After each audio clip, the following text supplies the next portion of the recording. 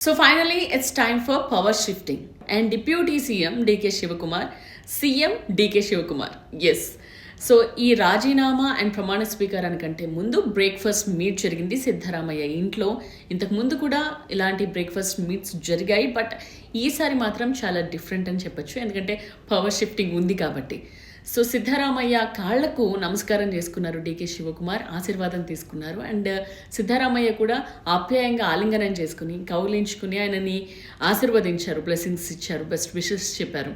So ఈ సన్నివేశం చాలా ఆసక్తికరంగా కనిపించింది, ఎందుకంటే పవర్ షిఫ్టింగ్ గురించి లేకపోతే ఈ సీఎం కుర్చీ గురించి ఇండైరెక్ట్గా బహిరంగంగా కాకుండా చాలా పొలిటికల్ పంచ్లే కనిపించాయి, హాట్ డిస్కషన్సే జరిగాయి. ప్రతిసారి మీడియా ముందుకు వచ్చి మేమంతా ఒకటే అని చెప్తున్నప్పటికీ లోపల జరుగుతున్న గందరగోళ పరిస్థితులు మాత్రం అందరికీ తెలుస్తూనే ఉన్నాయి. సో ఫైనలీ హైకమాండ్ డెసిషన్ తర్వాత పవర్ షిఫ్టింగ్కి అంతా ఓకే అయిపోయింది. ఇక డీకే ప్రమాణ స్వీకారమే తరువాయి. అండ్ ఇప్పటి వరకు సిద్ధరామయ్య పాలనను చూసాం, ఇక సీఎంగా డీకే శివకుమార్ మార్క్ పాలన ఏ విధంగా ఉండబోతోంది, ఎటువంటి డెసిషన్స్ తీసుకోబోతున్నారు, ఆయన టీంలో ఎవరెవరు ఉంటారు అన్నది చాలా హాట్ టాపిక్గా ఇంట్రెస్టింగ్గా ఉంది. సిద్ధరామయ్య రాష్ట్ర రాజకీయాల్లోనే ఉండడానికి ఇష్టపడుతున్నారు కాబట్టి ఆయన పార్టీ పరంగా లేకపోతే రాష్ట్ర పాలనలో ఏ విధంగా ఇన్వాల్వ్ అవుతారు అన్నది కూడా ఇక్కడ ఇంట్రెస్టింగ్గా మారింది. Let's see what happens.